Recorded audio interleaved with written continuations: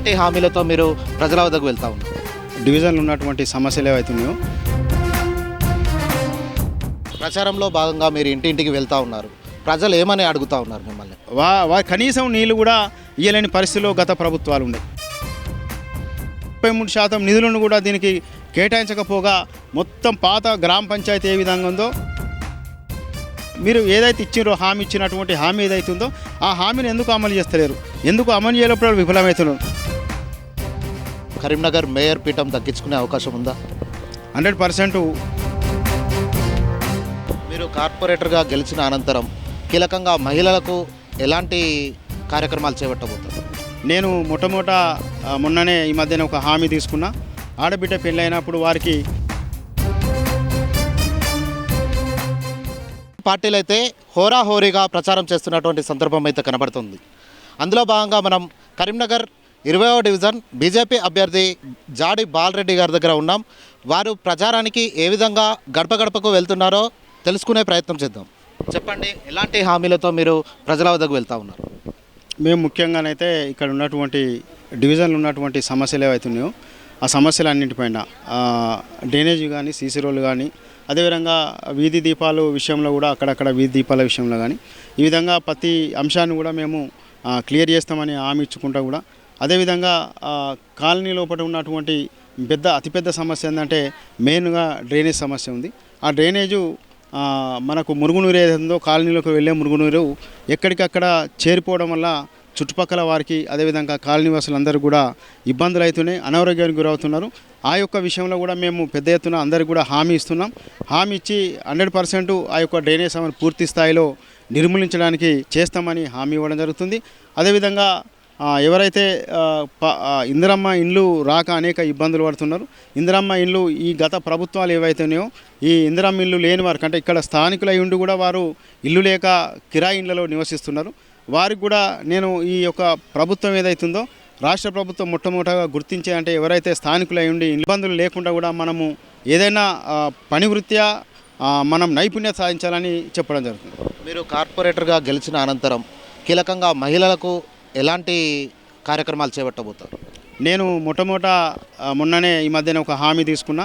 ఎవరైతే ఒక ఇంట్లో పెళ్ళి అవుతుందో ఆడబిడ్డ పెళ్ళి అయినప్పుడు వారికి 5,016 రూపాయలు కూడా నేను వారికి పెళ్లి రోజున వివాహ కానుకగా పెళ్లి రోజు అందజేస్తానని హామీ ఇవ్వడం జరిగింది. అదేవిధంగా మహిళలకు ఈ యొక్క మోడీ గారు ఏవైతే పథకాలు ఉన్నాయో మోడీ గారి పథకాలు ఏవైతే ఇంప్లిమెంటేషన్ కొరకు కృషి చేస్తా. ఏదైతే రాష్ట్ర ప్రభుత్వాలు ఉంటాయో రాష్ట్ర ప్రభుత్వాలు ఏదైతే పథకాలు ఉంటాయో ఆ పథకాలను ఇక్కడ ఉన్నటువంటి వాళ్ళు చెప్పరు, తర్వాత వాటిని ఇంప్లిమెంటేషన్ లోపల ఈ రాష్ట్ర ప్రభుత్వం విఫలమవుతుంది. కాబట్టి వారు అంటే ఇంప్లిమెంటేషన్ లోపల వారు పూర్తిగా కూడా చర్య తీసుకోరు. కాబట్టి ఖచ్చితంగా కేంద్రంకు సంబంధించిన పథకాలు ఏవైతే ఉంటాయో ఆ పథకాలను కూడా మహిళలకు ఉన్న పథకాలను కూడా వాటిని ఇంప్లిమెంటేషన్ చేసే విధంగా నేను కృషి చేస్తాను. డివిజన్లో ఇటు మురికి కాలువలు కావచ్చు, సీసీ రోడ్లు కావచ్చు, మొత్తంగా స్ట్రీట్ లైట్లు కావచ్చు, అంటే ఇప్పుడు ఉన్నాయా లేకపోతే మీరు చేస్తారా? అయితే డివిజన్ మాత్రం స్మార్ట్ సిటీ నిధులు 459 కోట్లు వచ్చినాయి టీఆర్ఎస్ ప్రభుత్వం. ఆ 459 కోట్ల రూపాయలు వచ్చినప్పుడు ఇక్కడ మేము 33% నిధులు ఇవ్వాలని గ్రామ పంచాయతీగా ఉన్నప్పుడు విలీనమయ్యేటప్పుడే చెప్పడం జరిగింది. ఆ 33% నిధులు ఇక్కడ అప్పుడు ఉన్నటువంటి ప్రభుత్వం పూర్తి స్థాయిలో 33% నిధులను ఇక్కడ దీనికి మన ఈ రేకుర్తి గ్రామానికి విలీనమైన గ్రామానికి దాన్ని కేటాయించలేదు. దానిలో భాగంగా ఈరోజు ఈ డివిజన్ యొక్క పరిస్థితి ఏంటంటే మీరు సీసీ రోడ్లు కానీ మోరీలు కానీ ఎక్కడ కూడా ఆ నిధులు 33% నిధులను కూడా దీనికి కేటాయించకపోగా మొత్తం పాత గ్రామ పంచాయతీ ఏ విధంగా ఉందో అదేవిధంగా ఇప్పుడున్నది. ఎగ్జాంపుల్ స్వామి కాలనీ కానీ, అంబేద్కర్ కాలనీ కానీ, తర్వాత అటు ఇందిరమ్మ కాలనీ కానీ, ఇంకా అనేకమైన ప్రాంతాలు విజయపూర్ కానీ ఎక్కడైతే వాళ్ళకు సీసీ రోడ్లు కానీ హామీలు ఇచ్చిరో ఆ సీసీ రోడ్లకు కానీ తర్వాత డ్రైన్లు కడతామని అన్నటువంటి ఏదైతే అప్పుడు ఉన్న ఆ ప్రభుత్వం టీఆర్ఎస్ ప్రభుత్వంలో కూడా ఏ ఒక్క హామీ, ఒక్కొక్కరు మాకు కొబ్బరికాయలు కొట్టారు, తర్వాత పని స్టార్ట్ చేస్తాం, వర్క్ స్టార్ట్ చేస్తామని వచ్చిపోయారు గతంలో అన్నట్టు. కానీ ఏ ఒక్క కాడ కూడా అది అలాంటి ఇంప్లిమెంటేషన్ జరగలేదు. ఆ సమస్య పెద్ద ఎత్తున ఉంది. చాలా తీవ్రమైన సమస్య ఉంది. రోడ్ల సమస్య కానీ, డ్రైనేజ్ సమస్య కానీ. డ్రైనేజ్ సమస్య అయితే మనం చెప్పరాదు. ఎక్కడ ఉంటే నీళ్ళు పక్కనే ఉన్నటువంటి చిన్న మోరి కడితే ఆ మోరికి పోయి ఆ నీళ్ళు ఆ పక్కన ఉన్నటువంటి ఖాళీ స్థలం ఏదైతే ఉంటే ఖాళీ స్థలంలో చేరి ఆ చేరడం వల్ల చాలా ఇబ్బందులు ఏర్పడుతున్నాయి. ఆ నీళ్ళు ఎక్కడికి పంపించాలో అర్థం కావట్లేదు. మళ్ళీ అదేవిధంగా కొన్ని ఏరియాలలో ఇందిరమ్మ కాలనీ కావచ్చు, ఇంకొకటి లక్ష్మీ నరసింహస్వామి కాలనీ, ఆ రెండు కాలనీలో కూడా ఆ పట్టదారులు ఎవరైతే ఉంటారో ఈ ఇల్లు పూర్తయిన తర్వాత లాస్ట్ ఇల్లు ఏదైతే ఉంటుందో దానికి వాళ్ళు నీళ్లు బయటికి వెళ్లకుండా ఆడ అడ్డం కట్టడం వల్ల ఆ చివరికి డ్రైనేజ్ నీళ్లు అక్కడ చేరి అక్కడనే ఉంటుండే. ఆ నీళ్ళు ఎటు పంపించాలో ఆ గోడ దిత్తనే ఓనరు అక్కడ పట్టదారు పరిశాన్ చేస్తాడు. ఆ పట్టదారు పరిశాన్ చేసి అక్కడ కట్టనుకుంటా వాళ్ళు ఇబ్బంది చేస్తున్నారు.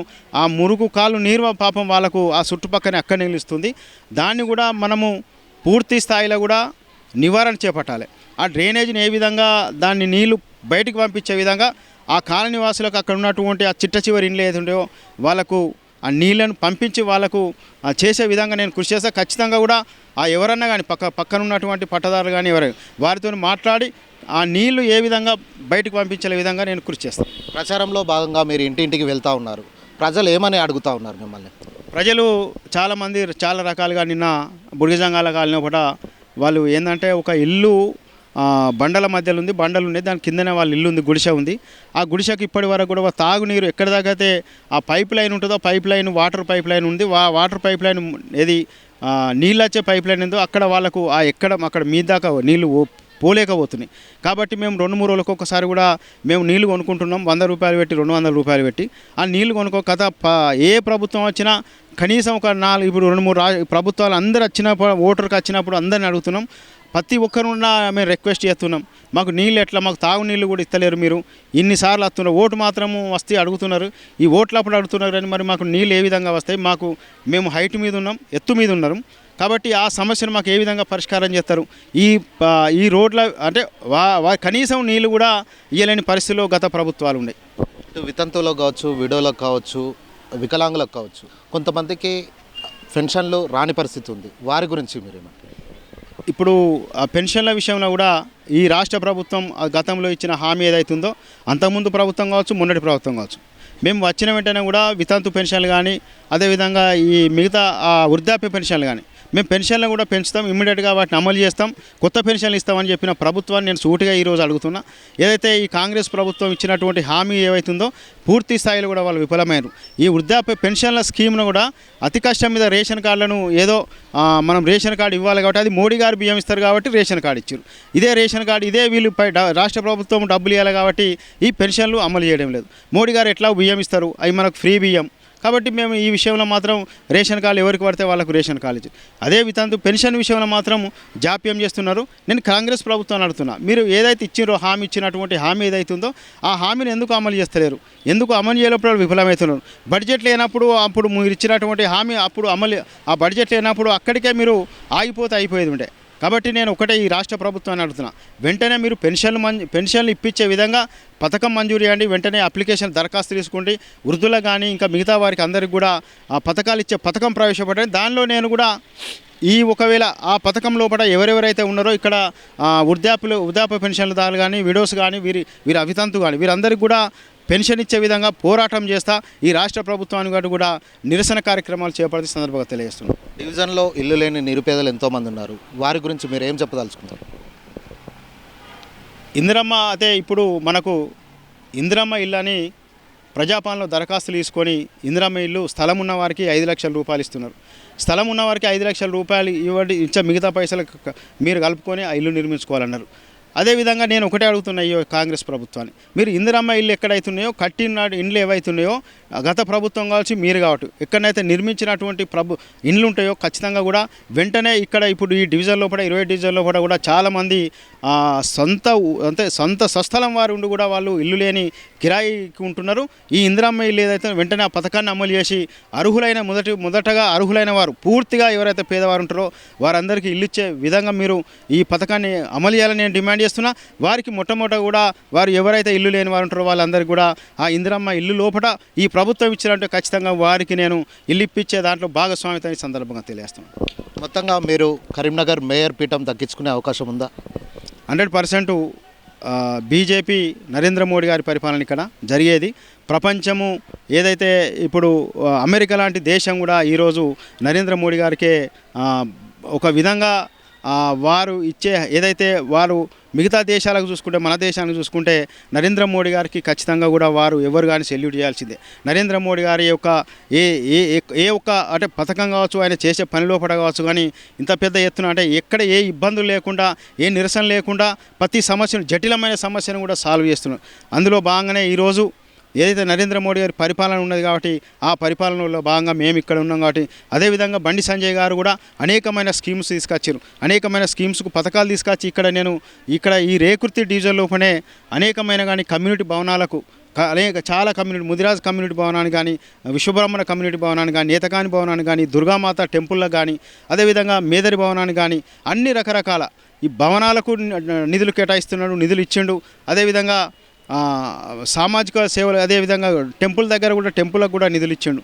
ఆ కోణంలో మేము అందరం కూడా ఖచ్చితంగా ఒప్పించి ఈ యొక్క డివిజన్ అభివృద్ధికి పాటుపడతా. అదేవిధంగా ఎక్కడైతే ఈ మన సమస్యలు ఎక్కడున్నా కూడా వాటిని క్లియర్ చేయడానికే నేను ఖచ్చితంగా ప్రయత్నం చేస్తాను. చివరగా మీ డివిజన్ ప్రజలకి మీరు ఏం చెప్పదలుచుకున్నారు? నేను డివిజన్ ప్రజలందరినీ కూడా ఒకటే కోరుకుంటున్నా, ఈ డివిజన్లో ఉన్నటువంటి ప్రజలు ప్రతిగా కులాలకు మతాలకు కూడా అందరికీ సంబంధం లేకుండా కూడా మీరు నాకు అందరూ కూడా నన్ను ఆశీర్వదించాలి, నాకు ఓటు వేయాలి. నేను ఖచ్చితంగా మీరు అందరూ ఆశీర్వదిస్తారని కోరుతున్నా, మంచి మనసుతోని, మంచి హృదయంతో. ఎందుకంటే మీరు ఒక్కసారి నాకు అవకాశం ఇవ్వండి. నేను ఇచ్చే హామీలు కానీ, నేను చెప్పే ప్రతి విషయం కూడా క్లారిటీ ఉంటుంది, నిజం ఉంటుంది తప్ప ఏదో మాయ మాటలు చెప్పి ఓట్లు వేసుకునే మాకు అవసరం లేదు. ఏదైతే బీజేపీ పార్టీకి ఉన్నటువంటి ఏదైతే నమ్మకం ఉంటుందో, విశ్వాసం ఉంటుందో ఆ నమ్మకంతోనే ముందుకెళ్తాం.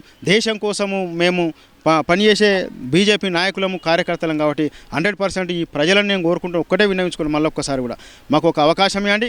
మా అభివృద్ధి ఏం చూపెడతాం, బీజేపీ పార్టీతోని ఏం ముందుకెళ్తాం, ఏ విధంగా ముందుకెళ్తాం చూపెడతాం. అదేవిధంగా బండి సంజయ్ గారి నేతృత్వంలో కూడా, బండి సంజయ్ గారి నిధులతో కూడా ఈ డివిజన్ అభివృద్ధి చేస్తానని ఖచ్చితంగా మీరందరూ కూడా నాకు హామీ ఇవ్వాలని, అదేవిధంగా ప్రతి ఒక్కరికి, ప్రతి ఇంటికి కూడా, ప్రతి ఇంట్లో కూడా ఈ డివిజన్ లోపల ఏ ఒక్క ఆడబిడ్డ పెళ్లి వివాహ కానుక 5,000 రూపాయలు పెళ్లి రోజున అందజేస్తానని హామీస్తున్నాను. మళ్ళొక్కసారి కూడా డివిజన్ ప్రజలందరూ కూడా నన్ను ఆశీర్వదించాలి, నాకు అత్యధికంగా ఓట్లు వేసి గెలిపించాలని కోరుతున్నాను. మొత్తంగా కరీంనగర్ మేయర్ పీఠం అయితే మేము దక్కించుకుంటాం, కాషాయమయమే చేస్తామని చెప్పేసి 20వ డివిజన్ అభ్యర్థి జాడి బాలరెడ్డి మనతో తెలియజేస్తున్నటువంటి పరిస్థితి.